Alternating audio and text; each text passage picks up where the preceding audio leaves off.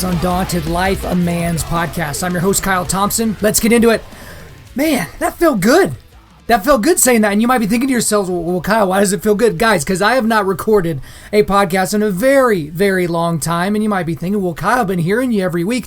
But here's the thing, guys. As I told you about a couple of months ago, my wife gave birth to our sweet baby boy, sweet baby James. And so what I wanted to do is I wanted to make sure that I could be available to her and to him in the early parts of his life, right postpartum with Kelsey, and kind of go from there. And the thing about that is I got like 2 months worth of podcasts recorded, ready to go in the hopper so that they could be coming out to you guys every Thursday, because I didn't want you to be without, right? You know, because I'm just so self-involved and self-important. I just knew you weren't going to be able to get by without me, right? Is that how it goes? That's at least what I tell myself. But guys, you know, nothing's really happened in the last 2 months, so it's not like I would have talked about anything live that was actually going on at the time in the country, right?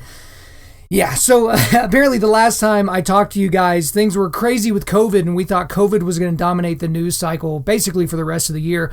And now we're sitting in the craziness of what's going on with race issues, and that's at the forefront of what everybody's thinking about and talking about in the United States. And it's like we can't escape it. This subject matter is literally everywhere that we look right now, no matter where you look. And so one thing that I've been asked a lot over these last several months now is, Kyle, why aren't you talking about this? Hey, when are you going to release a podcast on this? Hey, what do you think about the George Floyd killing? Hey, what do you think about what's happening with the officers? Hey, what do you think about what's happening to the country, about the Black Lives Matter and defund the police? What do you think about all these things? And first of all, I kind of had the built-in excuse. Well, it's like, hey, well, I've got all these podcasts already ready to go, and the schedule's already set, and it's recorded, and I need to help out, you know, Kelsey and sweet baby James and all the things like that. But to be honest with you, this is a topic that I never really thought I was going to have to cover on this podcast. Because obviously, if you've listened to this podcast for any length of time, I don't shy away from any subject matter, right? I go at some of the most incendiary subject matters, some of the most divisive subject matters that you can think of, abortion, you know, being one that I talk about a lot. So, but race seems to be a completely different thing entirely. And there's kind of this idea in the country now to where, like, if you're a white guy, you can't really give your opinion on this. And so this was a subject matter, to be honest with you, like, I just didn't think that I was going to have to go there and talk about it. But even whenever I decided that, hey, I'm probably going to have to go full bore and really talk about what's going on here, I wanted to wait. I didn't want to add to the clutter and the noise of every single person on Twitter and every single person on Facebook and Instagram and every single person on the mainstream media and in the news and in the blogosphere and all those things. I didn't want to just add to that. And not because I'm so self-involved. It's like, well, my opinion is so much higher, so let me just wait until all this riffraff is out of here. No, it was just, I wanted everyone to calm down a bit. Because whenever you think using emotion, and for most of you guys out there, you've done some of the worst things in your life based on just emotions and feelings that you were feeling at that exact time, and you later came to regret it. I wanted to wait until everyone calmed down a bit. But perhaps that hasn't really happened. I don't think things have calmed down. I certainly don't think people have calmed down, but whatever. You know, I gave it a little bit of room to breathe, and we're kind of going from there.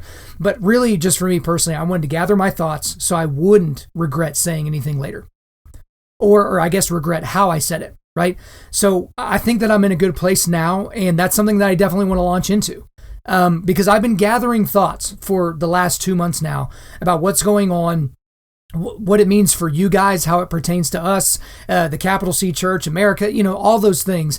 And the thing is I honestly thought whenever I was going to prepare this episode that I could get all of those thoughts into one show, into one episode. But I just can't. I just realistically, I can't do that. So what we're doing here is this is part 1 of Race in America. This is going to be at least 2 parts, because I don't really do parts, right? I think I did toxic masculinity part 1 and part 2, and that's been the only, you know, dual subject that I've kind of ran into. But this will be at least 2 parts, but it's probably going to end up being 3 parts. So the next 3 weeks, we're going to be talking about this in different facets and at different levels. This one today focuses mainly on what happened. You know, what's happened over the last couple of months, what has kind of gotten us to where we are right now. But as a primer for what I'm going to likely be covering, and this isn't an exhaustive list, but over the next 3 episodes, I'm going to certainly give you my thoughts on the killings of George Floyd and Rayshard Brooks in particular. My overall thoughts on racial issues in America, my thoughts on police and police violence, Black Lives Matter, the organization, and also Black Lives Matter, the sentence, which is very, very different, which we'll get more into next week. The politics of it all, there's certainly a lot of politicking going on right now on every facet of this. What's maybe actually going on with these riots, There's something underlying everything that's going on that I don't think everyone realizes quite yet. Cultural Marxism, how that's kind of taken root even in the modern day church. My thought on reparations, which is getting new steam and life in terms of those types of things. My thoughts on racial reconciliation as we move forward, certainly as the body of Christ. And I'm going to go into a lot of other subjects, but those are going to be some of the things that we're talking about over the next 3 weeks. But guys, before we launch into today's episode, before we launch into part 1, there's a few things that I want you to keep in mind while you're listening to this episode, but also the subsequent episodes that are going to be on this subject matter. The first thing is this, is many of my thoughts today and on these subsequent episodes, they are my own. But I will be interspersing thoughts that I picked up from a plethora of other sources. I've been listening to a lot of news, a lot of podcasts, a lot of blogs, doing a lot of reading. And I will do my best, guys, to give credit to those sources when appropriate. Though I will likely make mistakes and accidentally omit some people that actually had the idea first. But it's kind of one of those things that, like minds think alike or great minds think alike. And so I would have thoughts that came to mind, and then a week later I'd hear someone say it on a podcast. It's like, okay, well, I guess it's not that very, very unique of a viewpoint on that. Another thing is there are a lot of side topics and narratives that I simply can't get to in our time together. There are so many different through points and things that are weaved together in all this. I'm just not going to be able to get to all of it. So guys, if you're looking for a podcast that's a historical accounting of the entirety of the topic of race in America, you will be disappointed if you listen to this one and expect that. That's not what this is going to be. Also, this is really important. If you feel yourself getting hyped up at any point during this episode or the next one or two, whether you're in agreement with me or in disagreement with me, I want you to pause the episode. Honestly, I want you to pause the episode, maybe go listen to something else, maybe go do something else, take a break. Because I want you to try to remain emotionally neutral when you're listening to these. Because there's so much emotion with all these things. There's so many people being emotional about this subject matter, and some of them have every right in the world to be. But I don't want you to do that. I want you to listen to all this and really lean on things other than emotion. Another thing is, guys, a lot of the things that I'm likely to say, these are things that you haven't heard many or any other people say. So many of the things that I'm going to say today and in the subsequent weeks, they're not going to get 100,000 retweets or likes, and that's okay, right? I'm not doing this for the popularity or any of those types of things. I just want to be honest with you. And again, you've kind of requested me talk about the subject matter, so I'm gonna wade in. And guys, to be honest with you, a lot of things that I'm going to say are things that you're quote unquote not allowed to say. These are things that currently fall outside of the Overton window for most people. Okay. But this is another really important thing, and I promise I'll get started here in just a second. Okay. If I say something and your knee-jerk reaction is to think that the statement is racist and that I am thus a racist, I would urge you to withhold your judgment. I would strongly urge you to deeply consider what I said, devoid of emotion, and then stand on reason. And that's about as clear as I could possibly make that. But just guys, from the very top, just know that if one of my opinions offends you, I just don't care. Because again, these are opinions, and opinions can't be wrong. They might be offensive, they might be, counter to your sensibilities, but it just kind of is what it is. But here's the thing, guys, is if I say something that's inaccurate, that is factually inaccurate, I care a lot about that. I don't care if you're offended. I care if I say something that's incorrect and I wish to be corrected. So if I say something that's incorrect, info@Undaunted.Life is my email, or you can hit me up on Instagram. Find me, okay? And guys, the last thing here, don't assume that you know where I'm going with a point, and don't assume that you know where I'm going to end up. Stick with me to the end, okay? Again, I'm kind of an equal opportunity offender, right? I'm going to offend a lot of people, probably, with what I'm going to say and some of the things that I think, and that's fine. If this leads to better conversations and deeper conversations later and more consideration, then that's fine. That's what we're going to go with. So guys, as we launch in here, I think the best place for me to start is just basically to spend a little bit of time talking about my racial history. This won't be long, but for those of you that don't know, I'm a white guy, right? And as a white guy, I just consider myself an American. Okay. In terms of my heritage, I'm mainly Irish and Scottish and Choctaw Indian. Okay. There might be some English interspersed in there, but spoiler alert, I don't have anybody in my family tree that has ever owned slaves in the African slave trade in the United States, right? With the Irish and Scottish going back to the Gaelic side, and also with the Choctaw Indians, we were enslaved. We also enslaved people. It's a mess, but that's kind of my history. I'm a European and Choctaw Indian mutt. That's kind of what I am. But I grew up in a surprisingly diverse town in Southwest Oklahoma. Okay, so for those of you that have never been to Southwest Oklahoma, there's not a whole lot of diversity down there except in the town of Lawton. So in Lawton, Oklahoma, there is an Army base. Fort Sill is an artillery base, and that's attached to the city of Lawton. And so we get a ton of different people from all over the country and really all over the world. And so I grew up with people of all races and all shapes and all sizes and all religions and all backgrounds. And that was just normal from the time that I was in kindergarten, right? A lot of my friends that grew up in other parts of Oklahoma, they didn't have that experience. They went to schools that were 100% white, or, there might be a few Latinos, or it might be a few people mixed here or there, but it was basically a bunch of white people. I just had a very, very different experience growing up. There's actually, I don't know if I told this story before, but a very short story. There was this girl, my freshman year of college. I, picked her up at the girls' dorm, and we were going to walk to the gym and go work out together and, do whatever. We were on the same scholarship program. And we're walking towards the gym, and she kind of pulls my shirt and says, "Hey, can we walk through the courtyard of this building?" Which, if I could show you where this building was, that was a really stupid way to go. It kind of took you out of the way in order to get to the gym, as opposed to going in a straight line. I was like, yeah, okay, sure, whatever. And so while we're walking across the parking lot, about to walk in the gym, I was like, "What was that about?" And she's like, "Don't get mad." I'm like, "Get mad? We've known each other for 14 days. What are you talking about? Get mad?" She's like, "Well, did you see those guys hanging out outside?" I'm like, "What guys?" She's like, "Those black guys."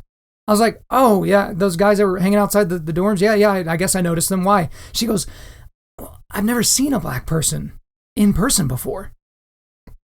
And I'm like, I'm 18 years old. She's 18 years old. And this is the first time in her life she had seen a black person in person, right? She grew up in a town that I'll just leave nameless here on this podcast. But, there are a lot of people that don't have that diverse of an upbringing, but I had a tremendously diverse upbringing. But the thing about growing up in Lawton is I got to see some things that people don't necessarily get to see around the country. I got to see a lot of racism directed at different races, but I also got to see intra-racism, right? From people that are in the same class, right? The same group, I guess you can say. I remember a lot of light-skinned and dark-skinned black people, kids of mine, friends of mine growing up, that were bullied by other black people. And especially the light-skinned and mixed blacks, I saw them being just bullied a lot by other black people. I thought that was weird. I didn't really understand it at the time, but, the Puerto Ricans and the Mexicans were always getting at each other, right?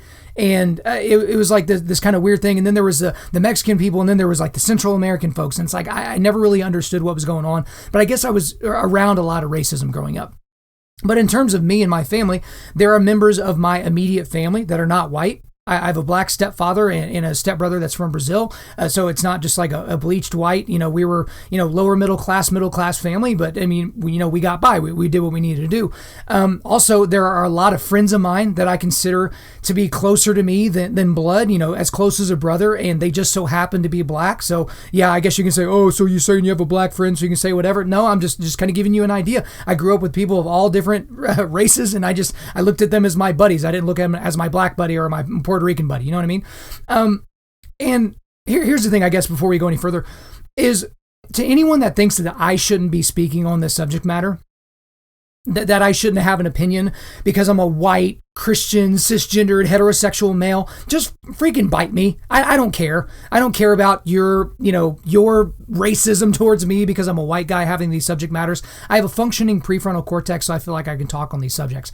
And saying that I can't have an opinion on this because I'm not a person of color is akin to saying, I don't know, somebody can't have an opinion on fiscal policy because they've never owned a business, or they can't say, that probably isn't the pitcher I would have brought in if they've never actually pitched in the major leagues. There's different experiences to everything, but people can have their opinions.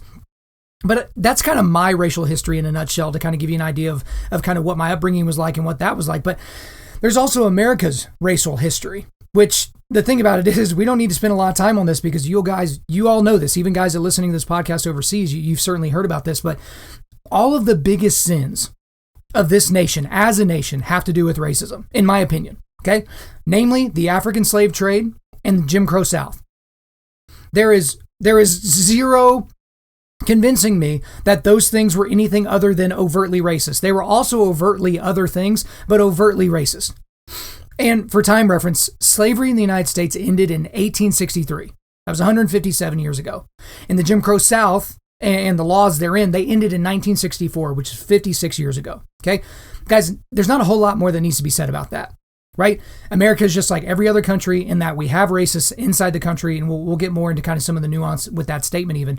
But I think it is ridiculous for people to pretend that nothing has changed for black people in America since 1619, which the New York Times is trying to convince us was the actual founding of the United States, because that's when the first slaves were brought over, or in 1863 or 1964. It's ahistorical. It's ignorant. To say those things, it's so offensive to any black person in modern America that's successful or that is enjoying the life that they've built for themselves and their families here. To say that nothing has changed for hundreds of years or decades and decades, it's just disingenuous, okay? But again, there's no getting around the fact that the African slave trade and the Jim Crow South are absolutely horrific things that were perpetrated by Americans, okay? But now I feel at the same time that I need to kind of give you my basic views on law enforcement officers, because that's going to be a through point of a lot of things I'm going to be talking about today. For me personally, I've always been taught to give police officers and law enforcement officers the utmost amount of respect, no matter what.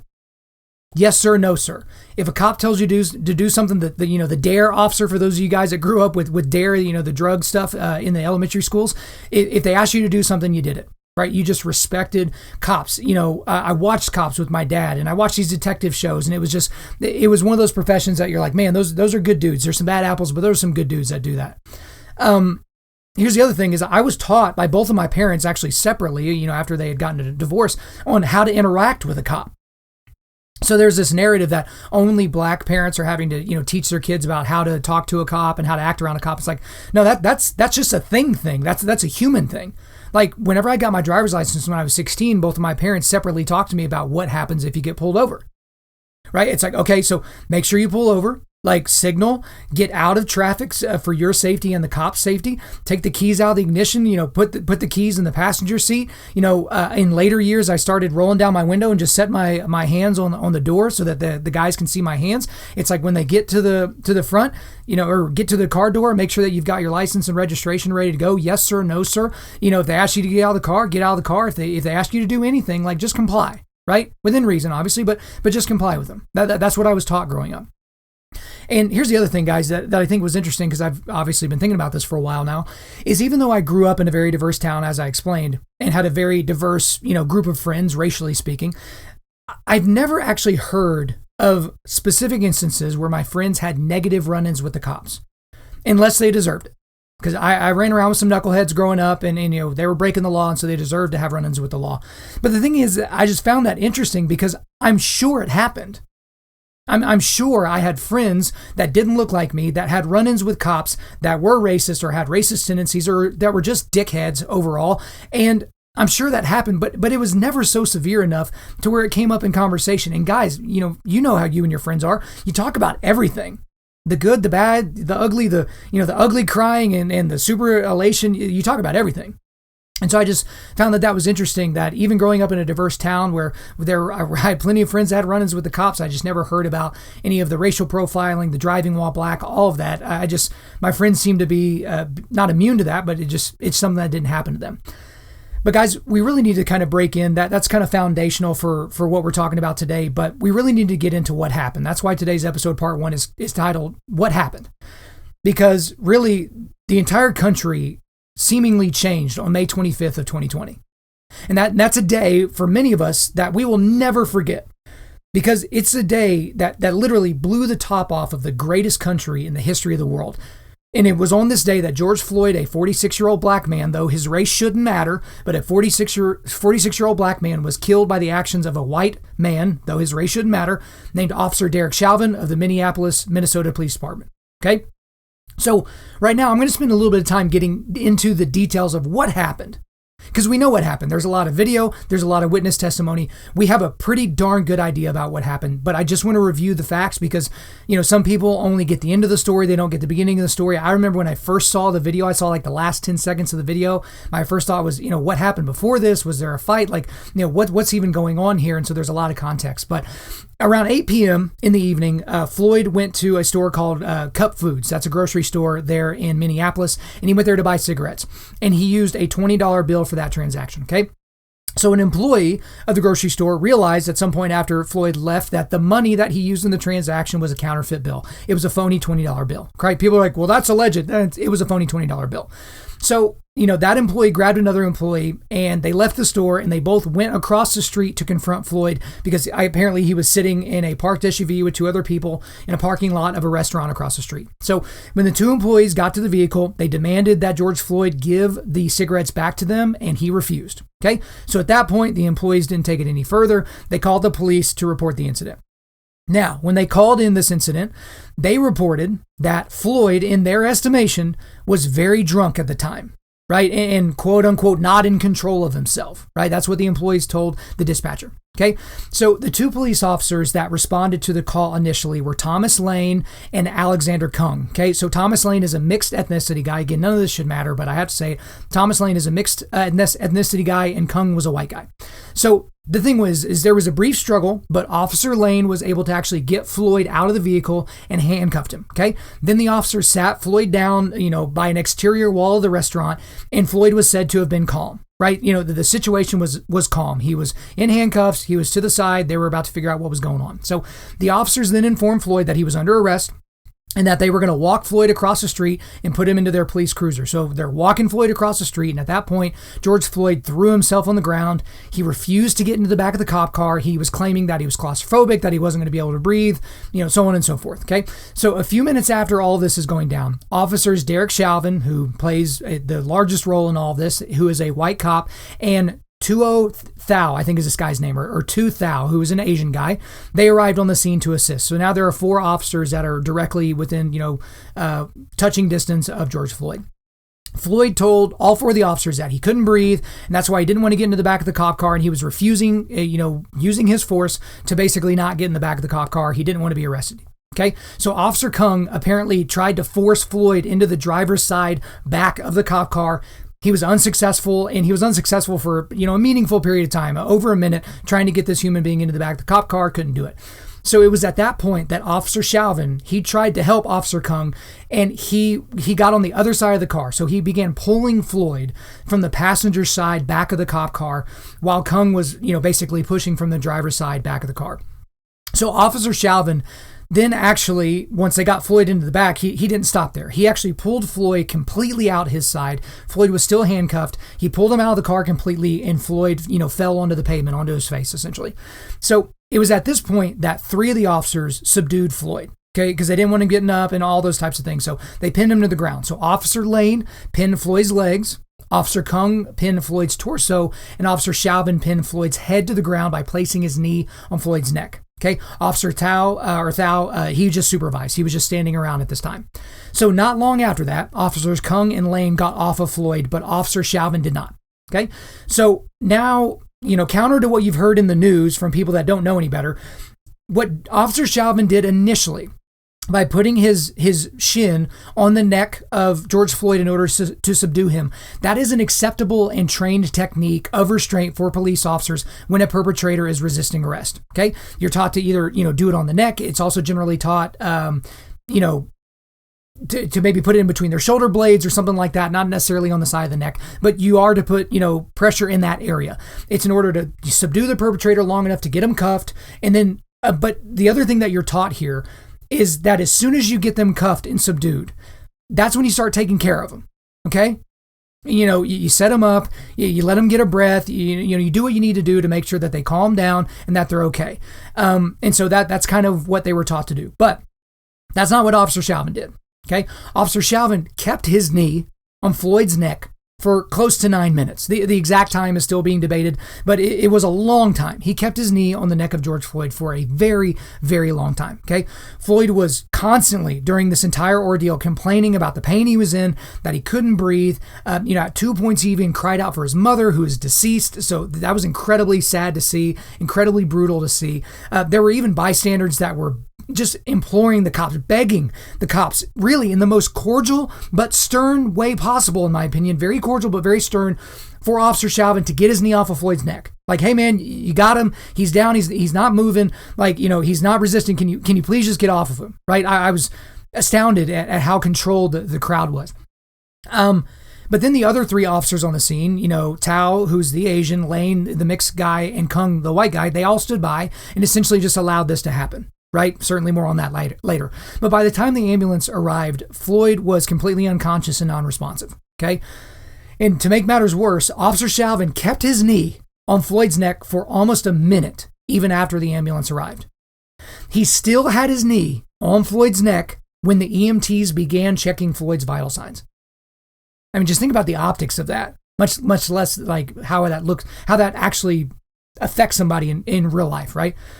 Floyd was later pronounced dead in the emergency room about an hour after the ambulance left the scene where Derek Chauvin had his knee on his neck. So after all this kind of went down, there were 2 different autopsies done, which has only muddied the waters further in this situation. But the Hennepin County Medical Examiner ruled that George Floyd's death was a homicide, but it was caused by cardiopulmonary arrest while being restrained by the officers who had basically subjected Floyd to neck compression. Okay, that's the wording that they use. The ME also said that there was arteriosclerotic heart disease, hypersensitive heart disease, fentanyl intoxication, and recent methamphetamine use. That was all things that he found within George Floyd's body during the autopsy. And he also, this is really insignificant to mention, but here I'm going to mention it. He tested positive for COVID-19, like that even matters, but there you go, I mentioned it.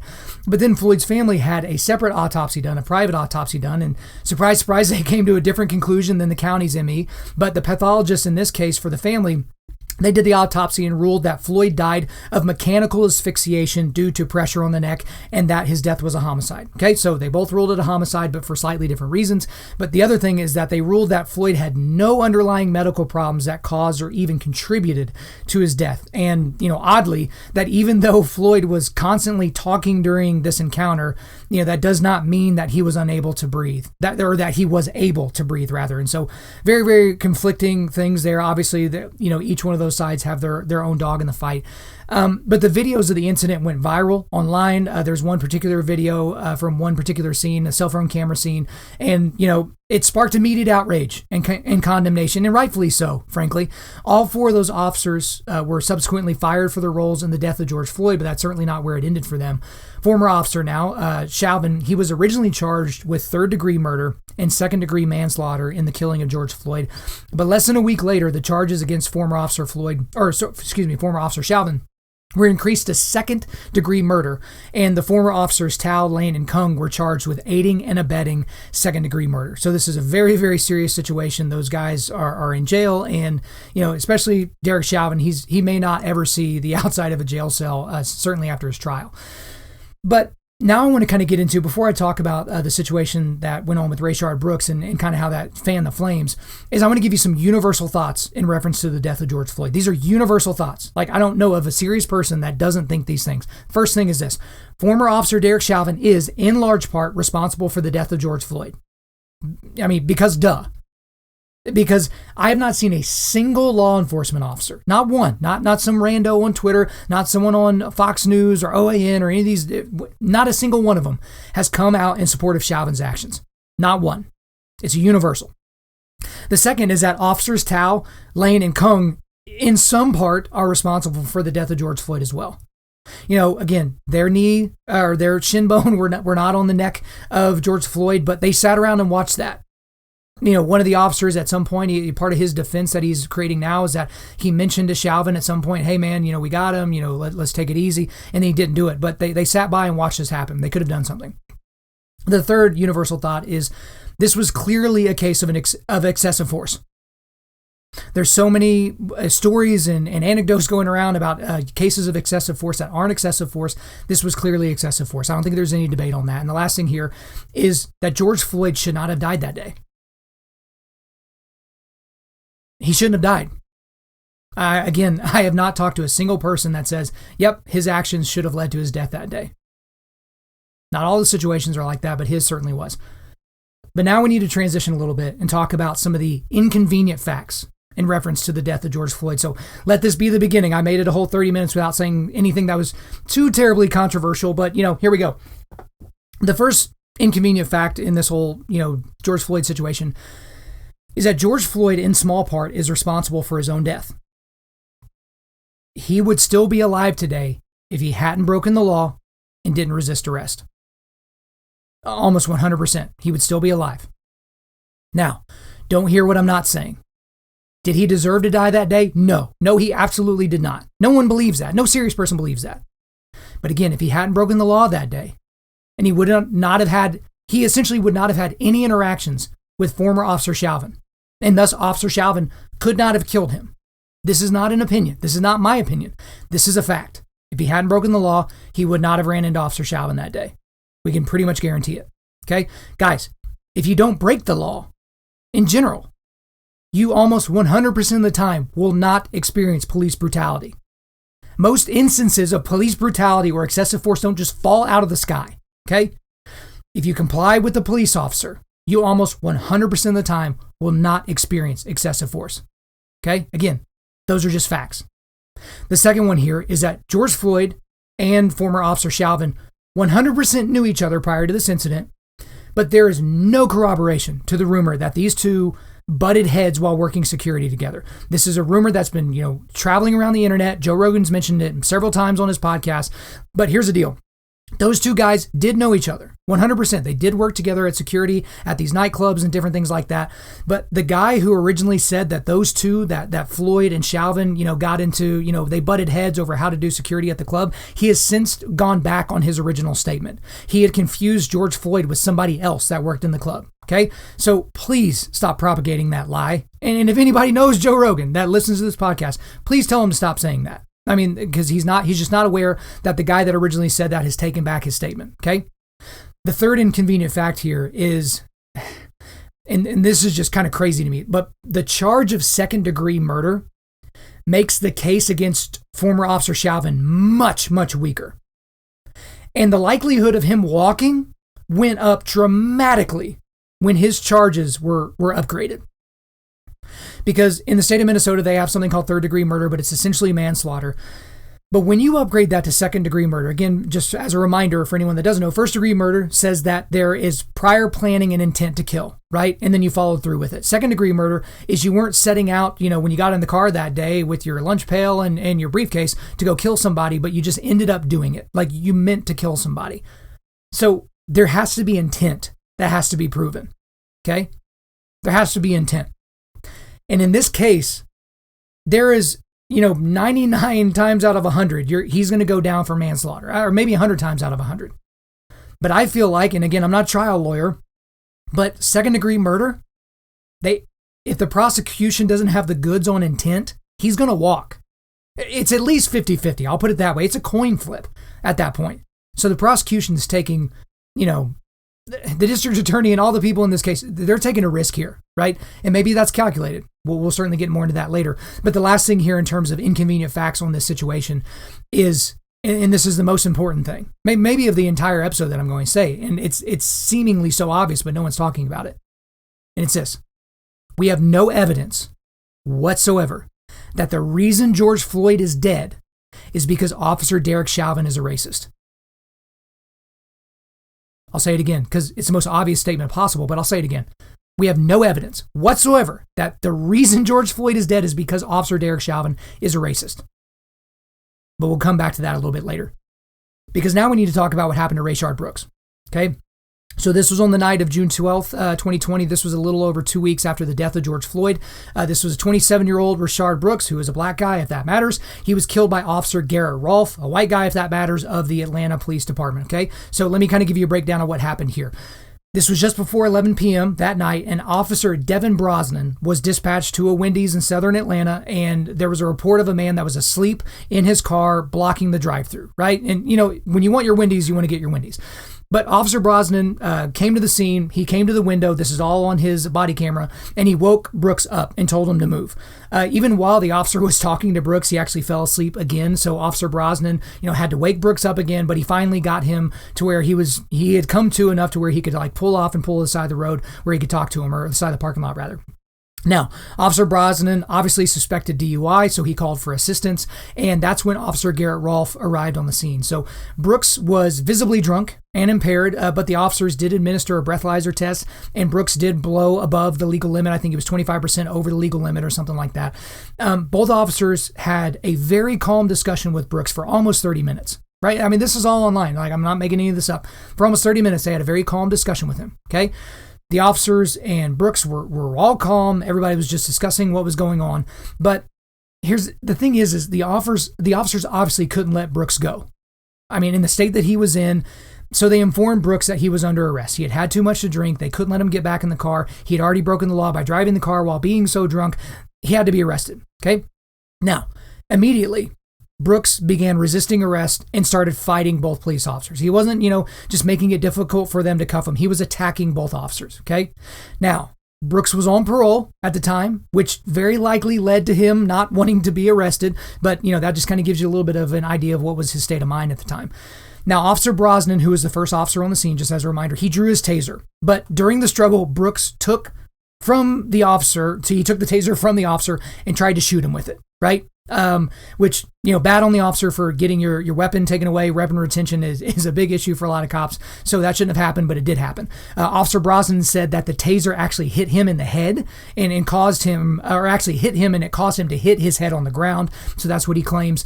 Brooks then attacked Officer Rolfe. That was the second officer on the scene. He punched him. He was attacking him. Officer Rolfe drew his taser at this point, not his gun, but his taser, and tried to shoot Brooks with it. Okay.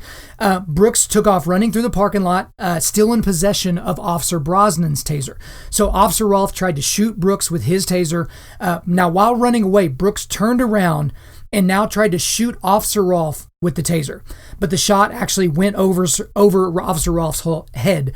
And it was at this point that Officer Rolfe dropped his taser. He drew his firearm, shot 3 times, striking Brooks twice, and the third shot actually went into a car where 3 other people were in there, but none of them were injured.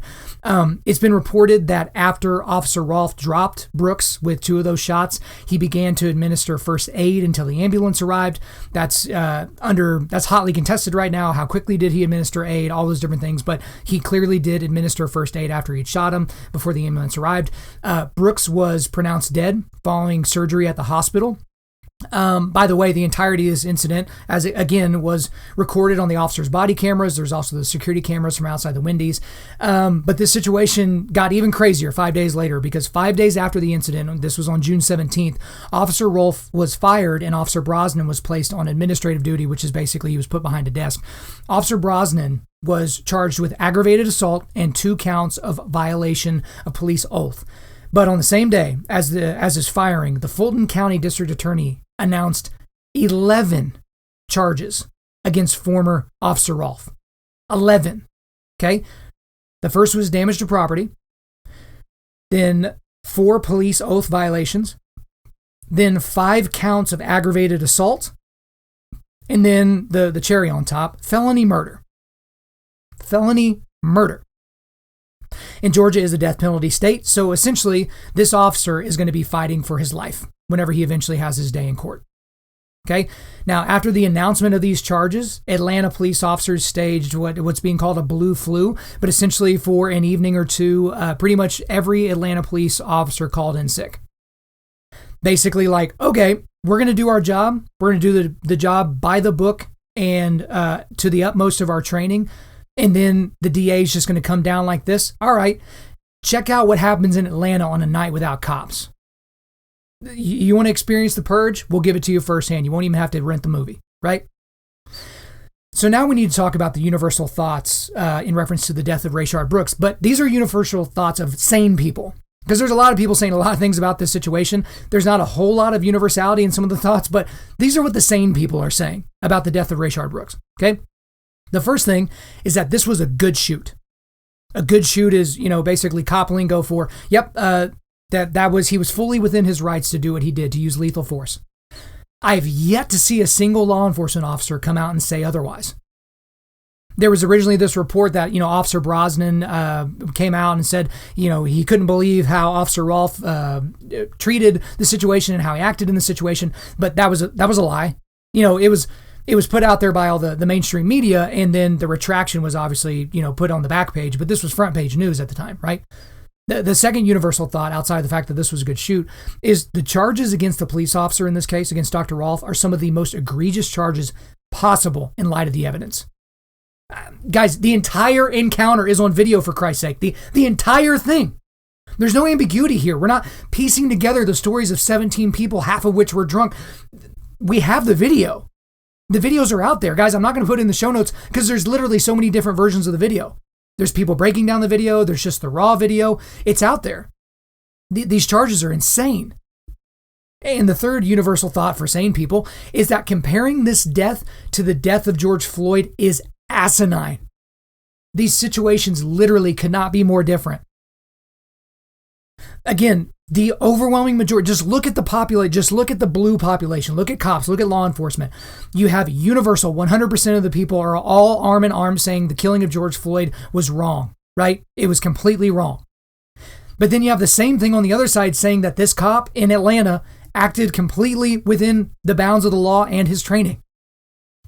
So comparing these two instances as if they're indicative of something else is ridiculous.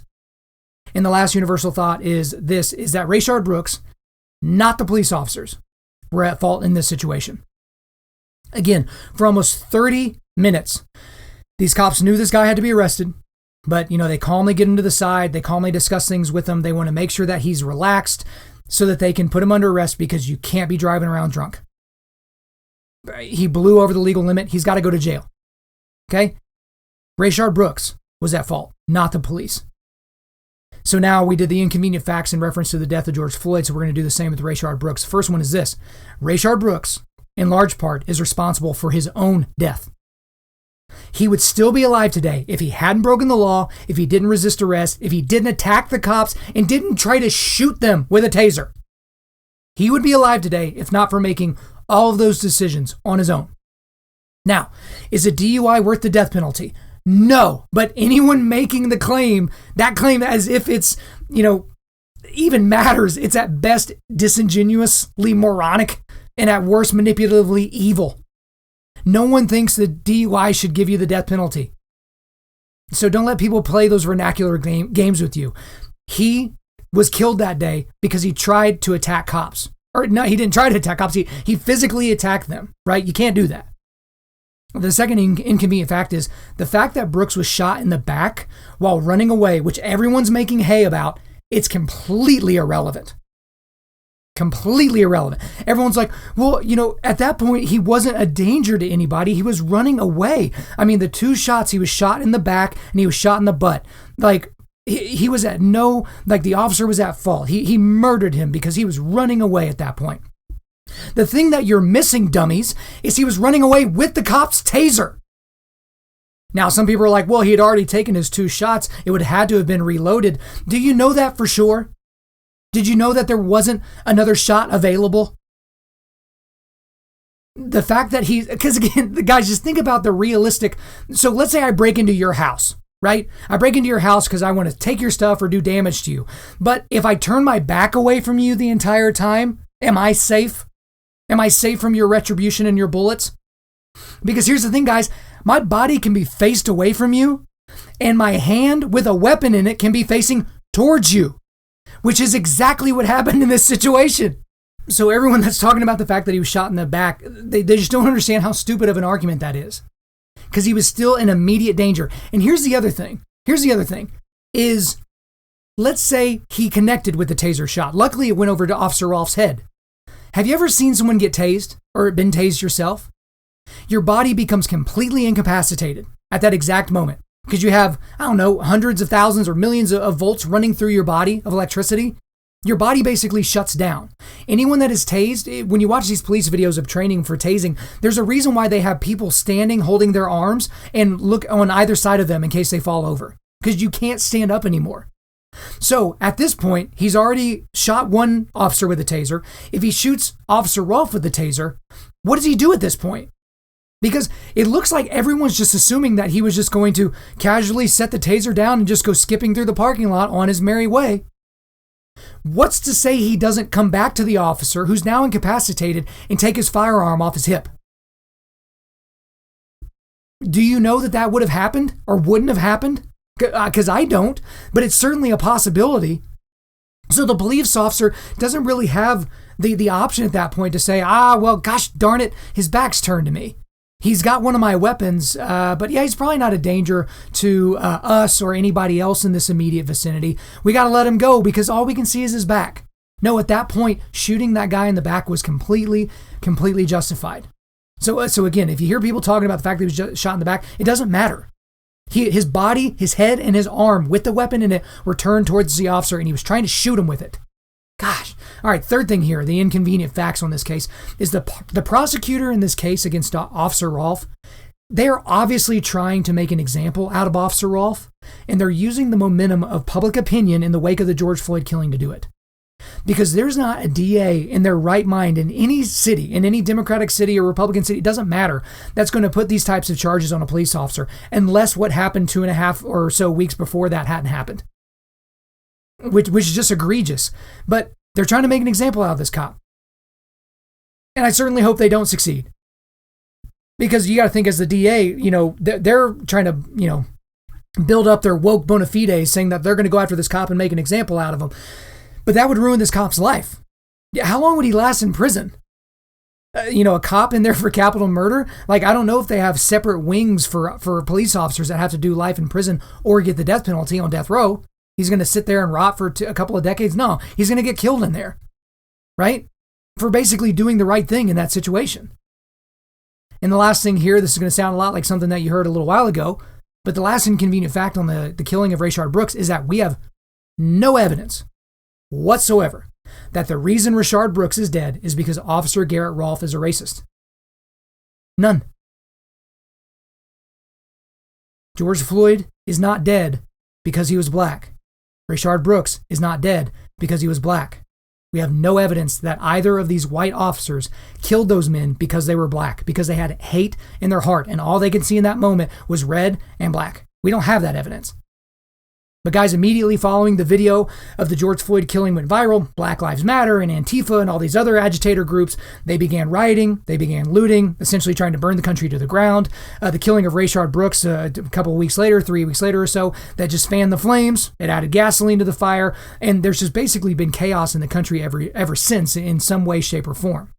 Now, guys, again, even though there's no evidence to suggest that George Floyd or Rayshard Brooks were killed because they were black men in America, that's exactly what all the race hustlers, Democrats, mainstream media are telling you is the truth. The thing is two non-race-based incidents are supposedly evidence of deep-seated American racism towards blacks. That's the narrative that you're getting, okay? And we're certainly going to have much, much more on that later. But guys, as I've been thinking about this and been thinking about the situation, most people can only see the situation that's right in front of their face, but here's the deal. The aftermath of the killing of George Floyd has almost nothing to do with racial issues in America. It has almost nothing to do with police brutality and almost nothing to do with even George Floyd. And here's the reasons why I say that. The first reason is this, and this is from earlier. Again, we have no evidence whatsoever that the reasons George Floyd and Rayshard Brooks are dead is because of two racist white cops. And yet, this incident is supposed to be indicative of a race problem in the United States.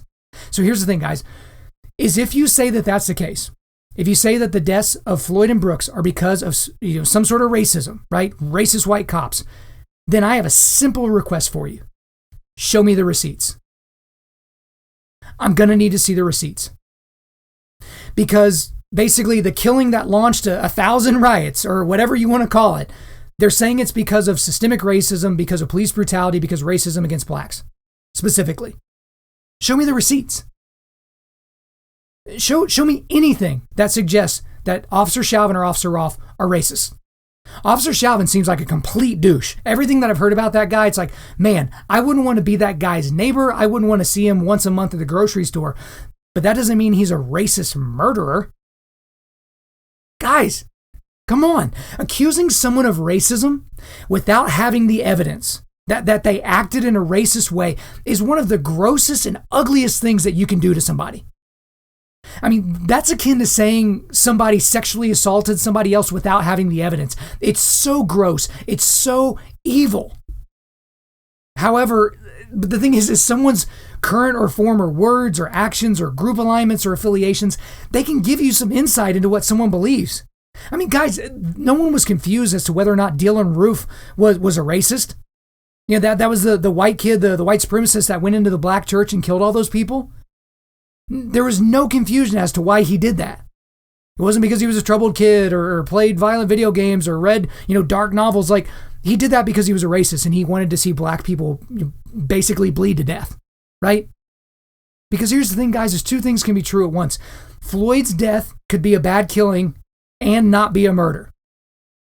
Floyd broke the law and he didn't deserve to die. Chauvin could be a bad cop douchebag and not a racist. Why is everything a zero-sum game? I don't understand it.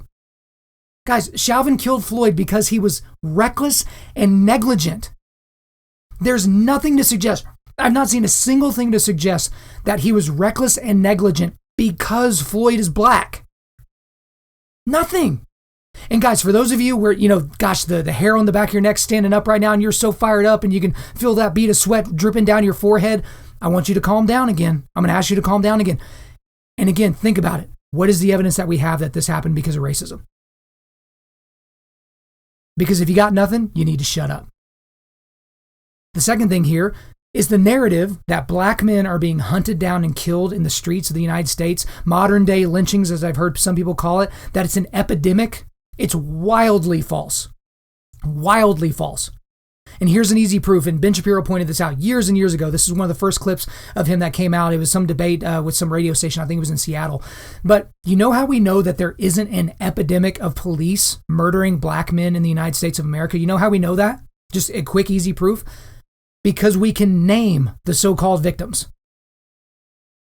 Because in some cases they were victims. I mean, the names on the lips of these activists are Michael Brown and Philando Castile and Freddie Gray and Eric Garner and Tamir Rice. But guys, just think about that. Because again, the Philando Castile killing was horrific. Terrible killing. That police officer should be in jail. I'm not actually sure where he's at right now, but horrible killing. But Michael Brown, there's still people saying hands up, don't shoot. For those of you that haven't been paying attention because that seems like it was so long ago, Michael Brown was an incredibly justified shooting. He just got through robbing a store. He was high at the time. He was walking through the street. Police officer said, "You need to get out of the street." He attacks the police officer, punches him. While he's in his police cruiser, reaches for his gun. The gun fires inside the vehicle. The officer is able to retain his weapon. Michael Brown runs away, but then he turns around and he starts running towards the police officer. Michael Brown was a huge human being, and this police officer was not a huge person. Police officer said, "Stop, I'll shoot, stop." And then he shoots him. But the narrative for forever was that Michael Brown was on his knees begging for his life and that the police officer executed him. And you know how we know for 100% fact that didn't happen? We have 3 bits of evidence. Number 1, the officer testimony, which you might just say, well, of course he's going to say that. So we'll just get rid of the officer testimony. The second thing is the witness testimony, the eyewitness testimony. Okay? The overwhelming majority of which were black people. Said that that's exactly how the situation went down. He wasn't begging for his life. He was on his way to try and hurt the police officer and maybe kill him. And the third thing is the forensic evidence. Because one of the bullet wounds that hit Michael Brown went into basically, it went into the top of his forearm. So if your hands are down to your side, just right below where your bicep connects to your elbow, right there is where a shot went in and it exited behind. And so guys, if you bring your hands up and put them in front of you, like hands up, I'm surrendering, there's no way for a bullet to have an entry wound on the top of your forearm. Unless it's one of those curving bullets from that stupid movie from the 2000s. The thing is, but you still have people now that are saying those names, but that's not really the point here. I'm kind of getting off the point. I want to give you a thought experiment. Again, these are people that say there's an epidemic of black people being murdered in the streets by white racist cops or by the system or the man or whatever you want to call it. But here's your thought experiment, okay? Outside of Anne Frank, can you name a single person that was murdered in the Holocaust? Just one. Okay, how about this? Can you name a single person that was murdered in the Soviet gulags? How about a single person that was murdered in Maoist China? Can you name a single person that was murdered under the rule of the Khmer Rouge in Cambodia? How about this? Can you name a single Iraqi that was murdered under Al-Qaeda in Iraq? And guys, I could keep going, but I'll spare you. And the reason is, guys, is because you can't name any of these people by name. You know why? Because those were real epidemics of murder. Those were real genocides in history, in some cases.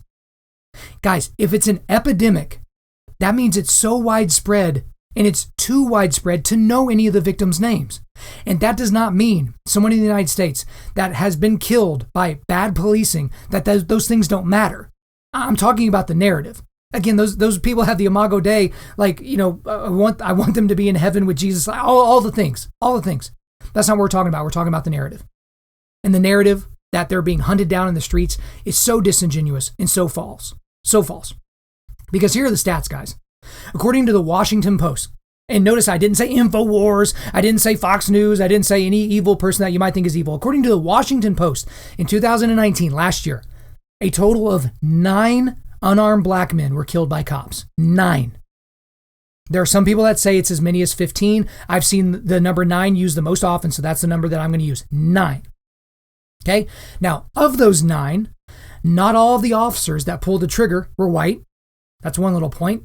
And some of the black men that were killed were fighting the cops at the time of their deaths. They just so happened to not have any weapons on them. They didn't have a gun or a knife or a pipe. They were just using their fists. Okay? So here's the thing, guys. Every year in the United States, there are somewhere in the neighborhood of 375 million direct interactions between police and the citizenry. 375 million. That's 6 zeros after the 5. Okay? Now, do we hear about most of those interactions? No, of course we don't, right? But if we use the available data that we have for 2019 and the fact that cops killed 9 unarmed black men in that year, police killing unarmed black men amount to 0.000024% of police interactions in 2019. 0.000024% of police interactions in 2019 resulted in an unarmed black man being killed by the police. Now, I don't off the top of my head know the definition of an epidemic, but can we just go ahead and agree that it's not an epidemic? Because here's the other thing. A police officer in America is almost 19 times more likely to be killed by a black man than an unarmed black man is to be killed by a police officer of any color. Again, we're talking about the narrative. We're not talking about lives that they don't, in ways that they don't matter. We're talking about the narrative, and the narrative is just wrong. And here's the other thing, guys, is some people will cite that more white men are killed by police in the United States than black men. That's a really stupid argument, by the way, because populations of those two groups aren't the same in the United States. Obviously, there's per capita that you need to take into account. But here's the thing. If you want to talk about disparities in the per capita amount of black men that are shot by police, which sounds fair on its face, then why is it then inappropriate for me or anyone else to bring up the disparities in per capita crimes committed by blacks compared to other races? Because you bring up your point about disparities in per capita amount of black men that are shot, and then I bring up the disparities in per capita crimes committed, and I'm racist and you're not. You're woke. You're progressive. That doesn't make any sense to me. Because and then you have to explain to me how Roland Fryer Jr., so that's the Harvard economist who just so happens to be black. Again, that shouldn't have to matter, but it does matter. He did a huge research project or a study rather, and he released his findings that found that there was no evidence of racial discrimination in shootings in the United States. None. Guys, any evidence to the contrary fails to take into account crime rates and civilian behavior before and during interactions with police. The narrative is just so false. And again, if we're talking about things that are happening after the killing of George Floyd that really don't have anything to do with George Floyd, let's talk about the rioting and looting. Let's move on to that. And much, much more on that on next week's episode. But right from the top, guys, we have to draw a line of demarcation between rioters, looters, anarchists, terrorists, and peaceful protesters, right? That's just intellectually honest to do that. But the line has been awfully muddled along the way. You know what I mean? Guys, there is some truth to those who are lamenting being lumped in with the rioters and looters, but these demonstrations are largely taking place in the same areas. The rioting and looting take place in the same areas as some of these peaceful protests. But when people get on the news and say most of the protests around the country have been largely peaceful, it's like, what are you watching? Are they largely peaceful because they're not yelling as they're roasting marshmallows on the building that they just set on fire? I mean, let's be real here. And guys, here's the other thing, is if you are really one of the peaceful protesters, but then you see things are getting out of hand because of rioters and anarchists or Black Lives Matter, Antifa, whatever the situation it is, it's your responsibility to remove yourself from that area in that situation. I mean, no one should feel bad for you if you get hit by a tear gas canister or a rubber bullet because you decided to stand next to people that were being crazy and destroying things. But the reality here is how does rioting in the streets and looting stores bring justice to the death of George Floyd? How does it bring any justice for that? What exactly does stealing a television or a pair of Jordans or anything do for the Floyd family? I mean, what does burning down your own damn neighborhood do for racial injustice or whatever cause you say you're fighting. And to all of the, can you hear us now, people? Because that was a nice trope on Twitter for a while. Oh, can you hear us now? You weren't listening before, but now we set the city on fire, so I bet you hear me. No, I don't hear you. I can't hear you because I don't listen to people when they're throwing a fit. I don't listen to children throw fits either. The thing is your level of outrage doesn't equal your rightness. It simply doesn't. And to all of the no justice, no peace people, Derek Chauvin is in prison. I mean, Rayshard Brooks attacked 2 cops. He tried to tase both of them and died for his trouble. What injustice are we referring to exactly? What injustice? It's almost as if the rioting and looting have nothing to do with what they say it does. Almost like it has to do with something else. And we're going to get way, way more into that in the next episode. And then the last thing that we've seen a lot of is that corporate posturing and virtue signaling. We're seeing a lot of that. So every company from Amazon to McDonald's, they came out of the woodwork to show how woke they are, right? For these companies, you basically post a black square on Instagram on Blackout Tuesday. And so racism's over now, right? Is that how it works? Here's the thing with most of these companies, and it's every company on the planet. Even Gushers is coming out with their own thing, right? They're so desperate to be on the right side of history, as it were. And they'll do anything to prove it to you. But guys, don't get it twisted. We're not going to spend a lot of time on this one because it's so obvious. This isn't about heartfelt anguish over the state of racial relations in America. It's not. It's about money. They feel like they can prove their woke bona fides right now and make money off of you and all of the businesses that are doing this right now. They're looking to capitalize and increase all of this uptick in basically proving it how good of people they are. Again, it's a virtue signaling. Right?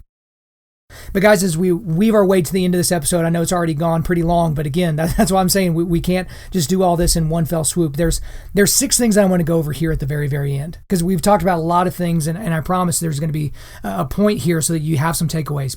The first, or I guess we should talk about what we're going to talk about. So there are 6 foundational thoughts that might make you angry to hear, but you need to hear.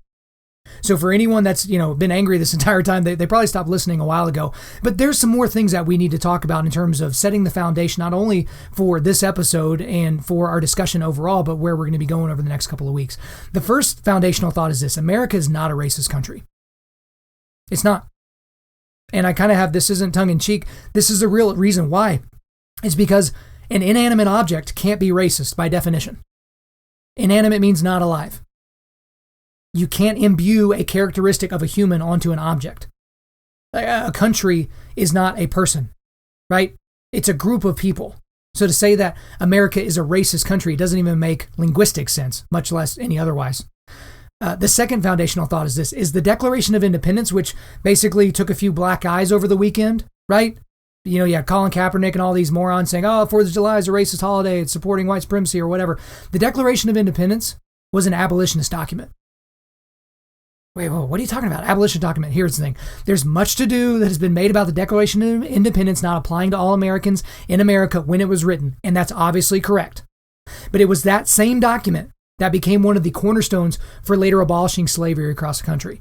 So to give you a little bit of the background, in the 1600s, English philosopher John Locke, who was influenced by the earlier writings of Thomas Hobbes, they conceptualized the rights, or Locke conceptualized the rights for humans, that they were natural and inalienable, right? And beyond that, Locke believed in the natural rights to life, liberty, and property. Okay, that was the Lockean view. But when Thomas Jefferson was charged with writing the Declaration of Independence, and whenever he did so, he changed it to read life, liberty, and the pursuit of happiness. Now, you might think to yourself, okay, life, liberty, and property, life, liberty, pursuit of happiness, whatever, somewhat interchangeable. Why the change? So get ready for a little bit of history that you're not going to get from your blue checkmark people on Twitter. But during the time of even the grumblings of the American Revolution, there was already a debate going on. There was already a debate raging about slavery in the American colonies already at that time. Well, I got the receipts for that. We can go into that. But Jefferson's original draft of the Declaration of Independence, the original draft, included a 168-word passage that condemned slavery as one of many horrific evils that American colonies were basically forced to continue because of their connection to British custom and British laws. Okay? The passage was edited out later due to pressure from non-abolitionists, right? The passage, explicitly decrying slavery was edited out, even though Thomas Jefferson wanted it to be in there. Now, in those days, some people, slaves, were obviously property. So Jefferson, in a very coy way of doing this, didn't want to include the word property in the Declaration of Independence because he knew it was problematic, specifically because of slavery. That's why he changed it to the pursuit of happiness instead of property. And again, the Declaration of Independence became a foundational writing for the abolitionist movement in the United States. And here's the thing that's really uncomfortable about talking about that, is because Thomas Jefferson did all this while owning slaves himself. His hypocrisy on this issue is stark and unfortunate. Like that is so unbelievably clear. But at the same time, it doesn't change what he did. This guy was not without sin, but he wrote the cornerstone document to get rid of slavery in the United States. That's just clearly what he did. Another foundational thought here, number 3. There is no such thing as systemic racism in modern day United States. Oh my gosh. Yeah. Did your head just explode? Because again, there is no such thing as systemic racism. Okay. It's a farce. It's a lie. It's a myth that's been used to propagate the victim mentality and to control people. And guys, the reason people say that they're fighting systemic racism, quote unquote, I'm using air quotes in my studio where you can't see me, it's because it's vague. Because when you say systemic racism, it sounds evil. It sounds like a bad guy in a Bond movie, but it's not specific. And again, this was pointed out a long time ago in a debate. This was Ben Shapiro again, but he pointed out that often if you can point to a specific instance of racism or a specific law that is racist in intent, then people like him and me and millions of other people will stand by you and fight against that. When you can point to a specific instance, but to just point to this vague issue of racism and call it systemic racism and that it just exists somewhere out there in the ether, no one can help you fight that enemy. You can't fight an enemy that you can't see or precisely identify. I mean, just think about it. If General MacArthur is like, we're going to go fight evil, you would be okay to raise your hand and be like, sir, is there a particular kind of evil? Is there a front we're fighting this evil on? You can't just say it randomly and people just understand. But the thing is people have bought this narrative hook, line, and sinker. That it's, we're systemically racist. So we just assume everything else that you build on top of that argument makes sense. But again, most of the people that are attacking the system, they're only doing so because they can't come up with anything specific to fight. Or they just want to see the entire system burn to the ground, which we'll certainly spend some more time talking about next week. But this idea that we're systemically racist is just, it's absurd. It's not founded in fact in modern day United States. And don't talk to me about redlining. Don't talk to me about any of those things. Because again, I'm talking about today in 2020. And if you pointed me to a modern case of redlining, again, tell me where to be. I will stand right there next to you. I'm not going to throw a Molotov cocktail at a police car. I'm not going to, spray paint BLM on the side of a building, but I'll stand right next to you and fight against that injustice because that's specifically racial injustice. But to just point to systemic racism, that's just not specific enough. The fourth foundational thought here is there are 0 countries on the planet Earth that are devoid of racist people. 0. Now, there are countries certainly that don't have the history of the African slave trade. Yeah, sure.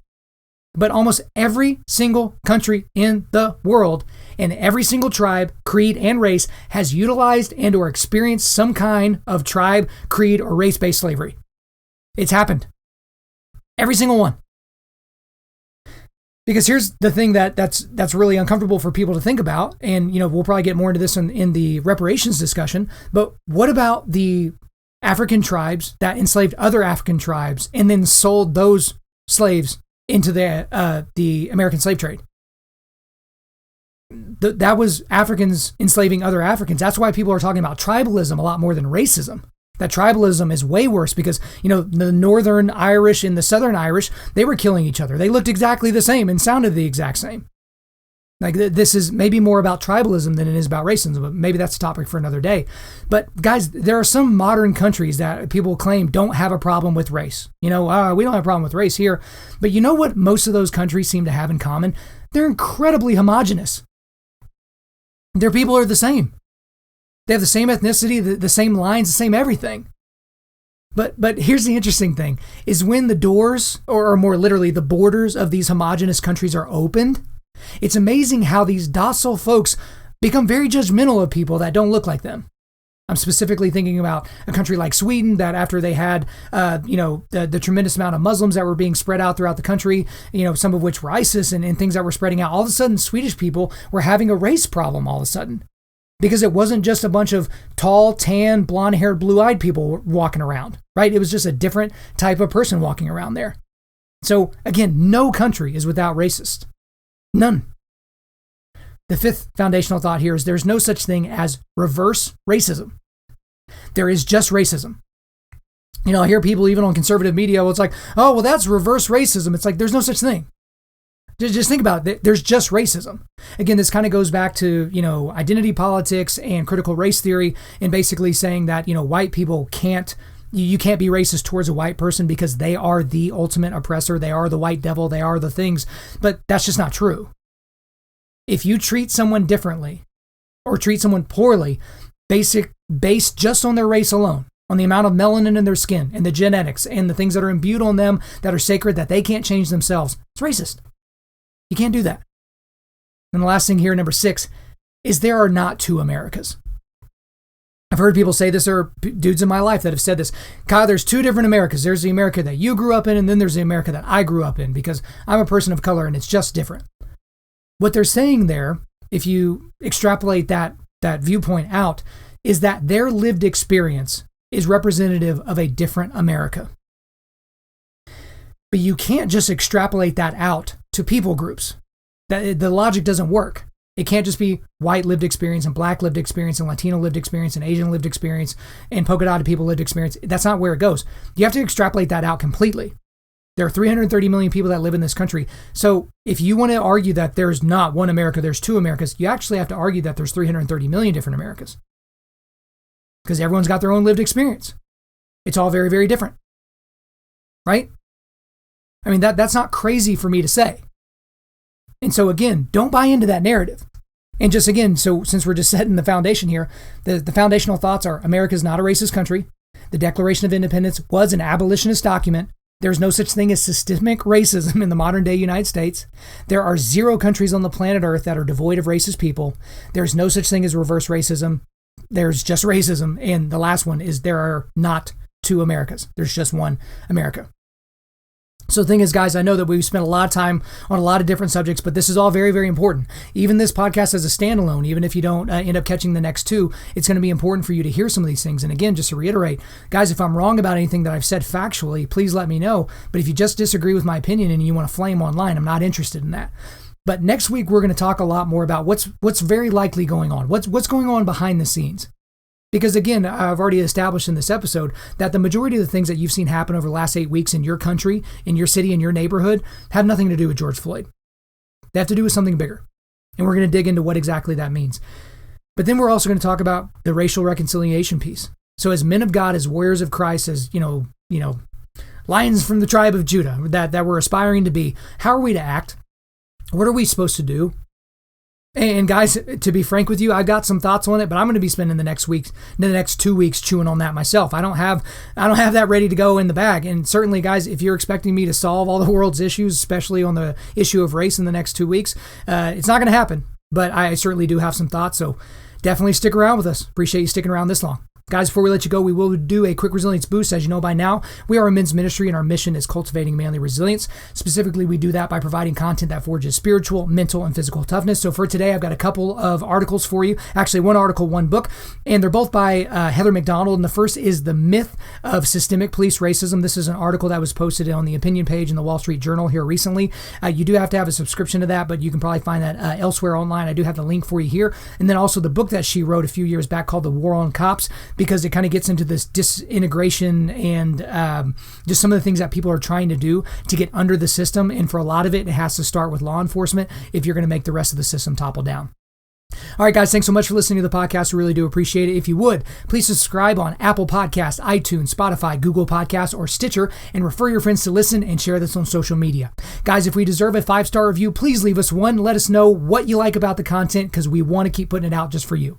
I'm currently booking speaking engagements for the remainder of 2020, even though those have kind of run dry because of COVID, dadgummit. But if you want me to come speak to your team on your podcast at your men's event, either by the end of this year or early next year, just hit me up via email, info@undaunted.life. Undaunted.Life. Again, that is INFO at Undaunted.Life. The website is www.Undaunted.Life. You can follow us on Instagram and Twitter at Undaunted.Life or Facebook.com/Undaunted.Life. Check out our free devotionals on the YouVersion Bible app. Just search Undaunted Life under plans. And as always, we want to thank the band August Burns Red for allowing us to use their entire music library for our content.